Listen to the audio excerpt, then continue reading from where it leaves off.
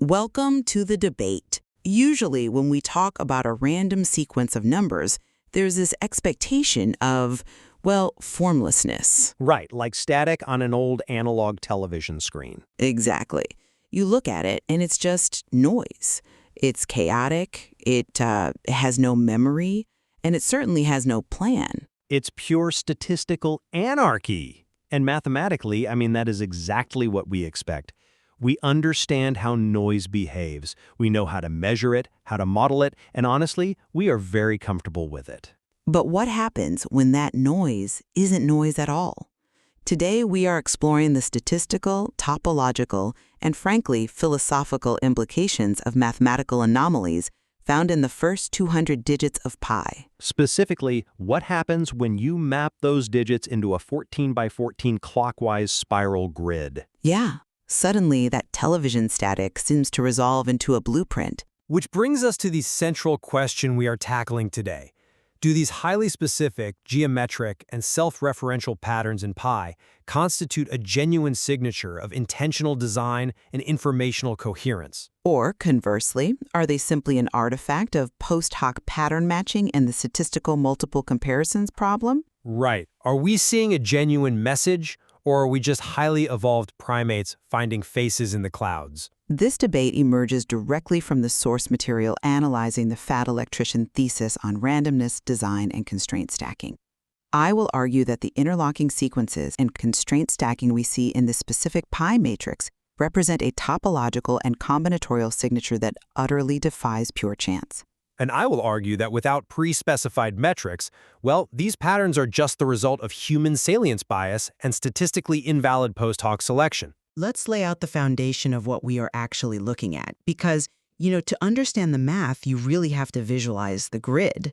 Sure, lay it out. We are taking the first 200 decimal digits of pi. Imagine writing them out, starting from the center of a page and winding them outward in a clockwise spiral until you form a perfect 14 by 14 square. Okay, and a 14 by 14 grid gives us exactly 196 boxes. Exactly. Because we are using a boundary of exactly 200 digits, once you fill the 196 boxes of that square, there are exactly 4 digits left over. Spilling out of the matrix. Right. Those leftover digits spilling out of the grid are 8196. Notice anything about that? The number 8196 explicitly contains the sequence 196. Which is the grid size? The exact size of the grid it just filled. Look, I come at it from a different way. It is a striking visual, sure, but humans have been finding striking visuals in tea leaves and constellation patterns for millennia. This isn't tea leaves, though. How is this any different from finding your birthday hidden somewhere in a massive phone book? Because it goes far beyond just a visual coincidence. Within this 14 by 14 matrix, the sequence 314, the fundamental recognition sequence of pi, appears 5 distinct times. 5 times, yes. We also see the sequence 196, appearing interlocked across the first, the 100th, and the 200th digits of this prefix. This is not random soup. In information theory, this is what we call Gödelian self-reference. Wait, for those who might not spend their weekends reading Kurt Gödel, how are you applying that here? Well, Gödel proved that mathematical systems can point to themselves. They can become self-aware, in a strictly logical sense. Here, we have a fixed, minimal prefix of a transcendental number literally encoding the properties of its own container. By the leftover members telling you the size of the grid? Yes. It lowers the Kolmogorov complexity of the sequence. Think of Kolmogorov complexity like a zip file. Right, data compression. Exactly. If a file is purely random noise, you can't compress it. You have to send every single byte. But if there is an underlying rule, you can compress it into a tiny formula. The interlocking geometries here act as a compression blueprint. We are looking at undeniably intentional constraint stacking. The structures are rhetorically compelling, I will readily admit that, but this argument relies entirely on mixing discovery with prediction. How so? You are looking at a vast amount of data, scanning for interesting things, and then highlighting only what you found. It's the Texas sharpshooter fallacy. The Texas sharpshooter? Come on. No, seriously. Imagine a guy who shoots 100 bullets into the side of a barn.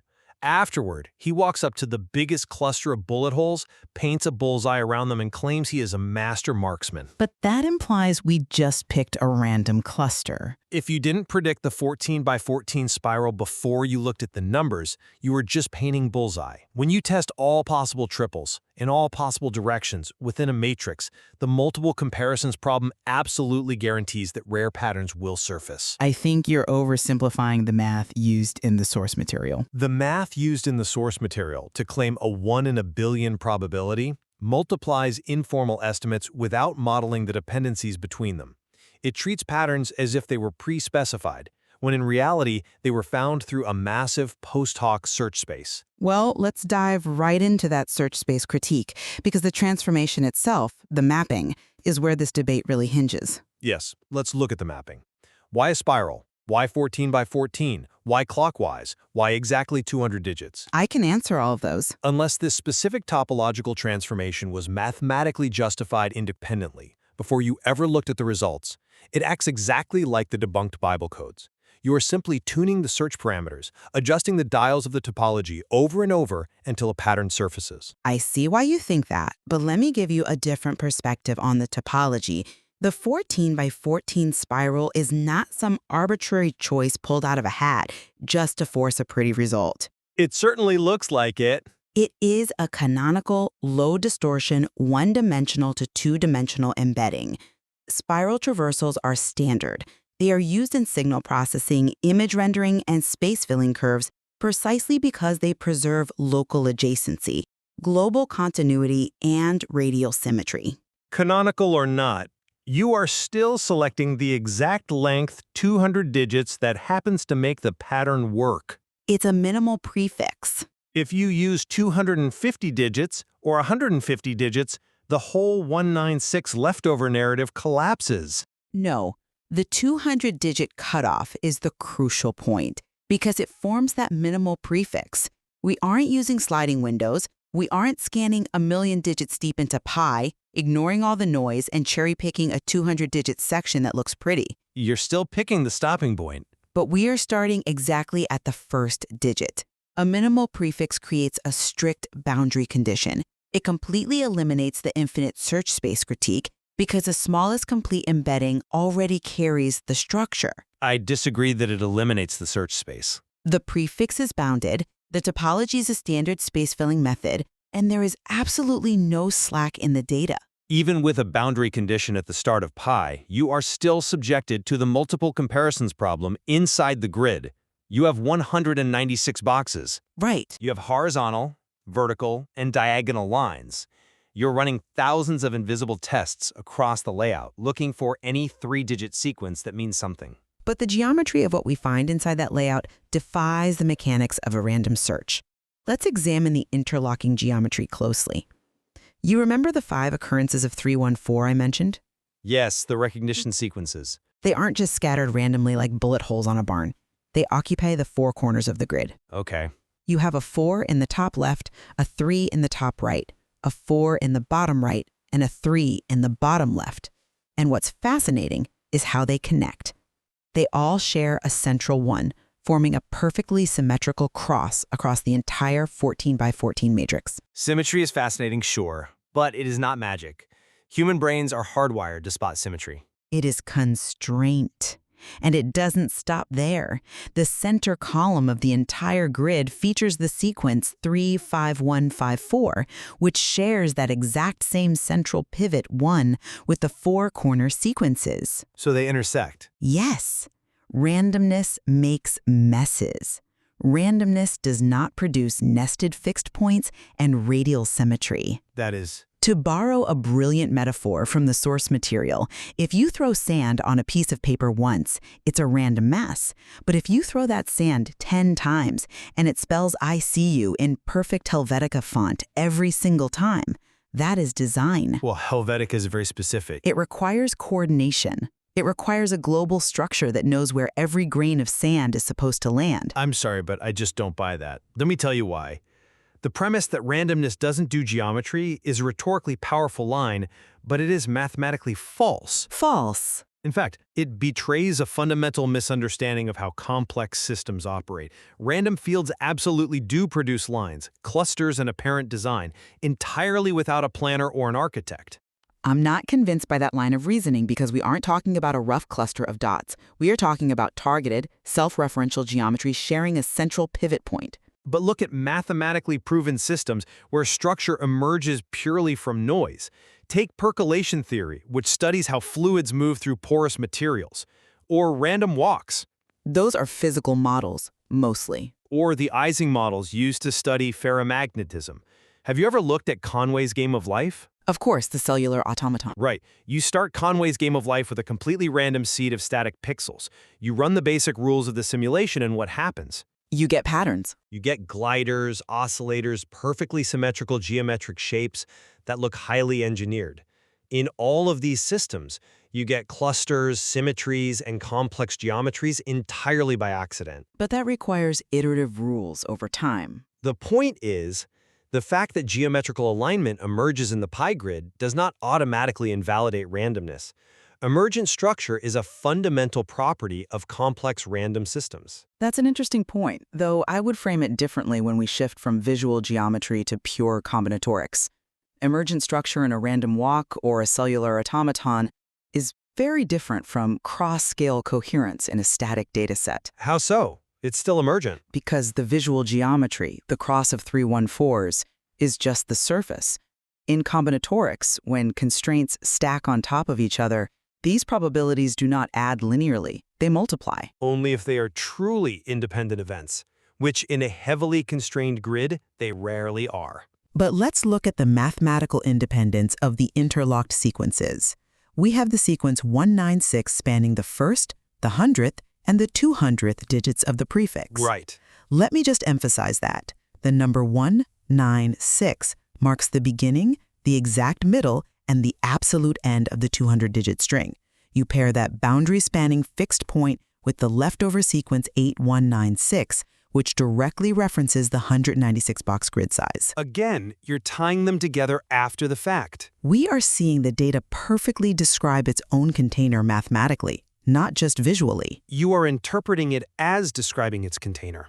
You are assigning semantic meaning to the number 196 occurring naturally in a large dataset. It is an algorithmic signature. The source material explains this through the framework of CST: collapse, singularity, transcendence. Okay, let's break that down. First, you have the collapse, a one-dimensional string of numbers folding into a two-dimensional geometric space. Then you have the singularity, the central pivot point, that shared one, acting as a nexus for the 314 cross and the vertical sequence. And transcendence? Finally, you reach transcendence, the point where the combinatorial probability collapses entirely. This strict constraint stacking destroys standard Bayesian flat priors.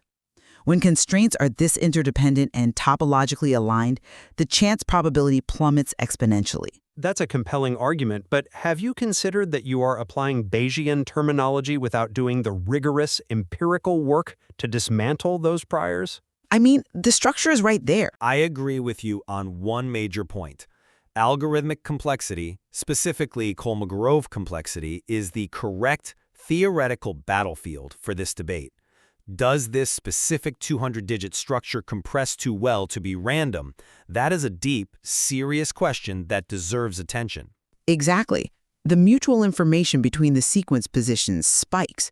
The data is sharing information with itself across the grid. But right now, the math being presented in the source material to prove that is just numerology. You cannot multiply informal estimates. Numerology is a bit harsh, don't you think? It's accurate. You can't say, well, the 8196 leftover has a 1 in 4,000 chance and the cross has a 1 in a million chance, so therefore this is a 1 in a billion miracle. You cannot declare that without modeling the mathematical dependencies. So what's the alternative? To genuinely prove that this constraint stack collapses probability below chance, you need Monte Carlo controls. For the audience, you mean generating random strings to test the null hypothesis? Precisely. You must use a computer to generate millions, perhaps billions, of completely true, random 200-digit strings. Then you apply this exact canonical 14 by 14 spiral mapping to every single one of them. And see how often it happens. Yes, you have to measure the empirical distribution of these invariants. How often does a random string actually produce radial symmetry sharing a central pivot? How often does a random remainder just happen to self-reference its own grid size? I suspect very rarely. Until you run those millions of empirical null models and show that the p-value is infinitesimally small, the claim of epistemic immunity is incredibly fragile. You need a formal algorithmic complexity test. What you have right now is interpretive pattern mining. I hear the demand for empirical null models, and I agree that Monte Carlo simulations are the gold standard. But we cannot dismiss the sheer density of the invariants we already observe. We can if they're subject to salience bias. But look at the stack. The exact minimal prefix of 200, the cross-scale interlocking of the first, 100th, and 200th digits, the perfectly shared central pivot connecting the corner 314s and the vertical sequence. They are striking, I admit. These are not loose interpretations. They are empirical realities of the pi spiral.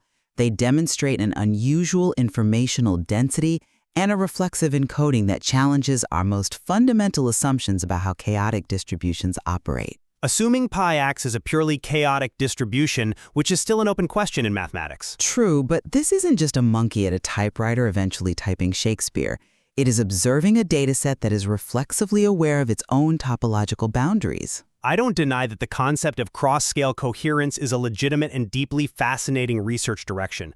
Finding a mathematical object that appears to encode properties of its own container is highly Gödelian, and, well, it warrants serious, sober investigation. I'm glad we agree on that. But if we want to separate deep mathematical truth from human salience bias, from our innate desire to see meaning in the static, epistemic immunity requires formal pre-specification. Meaning laying out the rules before we look. Exactly. We need empirical null models. We need rigorous algorithmic complexity tests. Only then can we confidently say we have falsified the null hypothesis of pure chance. I think what this illustrates so beautifully is the profound complexity of mathematics itself. We are looking at the razor-thin boundary between emergent complexity, the kind of accidental beauty we see in Conway's Game of Life, and intentional coherence. It really is a fine line. And understanding that boundary absolutely requires rigorously testing these frameworks, just as you suggest. It is a phenomenal starting point for a much larger, more formalized investigation. The questions it raises about the nature of random fields are exactly the kinds of questions that push mathematics forward. And there is so much more to explore within this material that we simply couldn't get to today. I mean, we haven't even touched on whether these invariants hold up when applying the 14 by 14 spiral to other transcendental constants. Right, like the golden ratio or Euler's number? Exactly. Or the unaddressed checksums mentioned in the text that add entirely new layers of combinatorial constraints to the grid.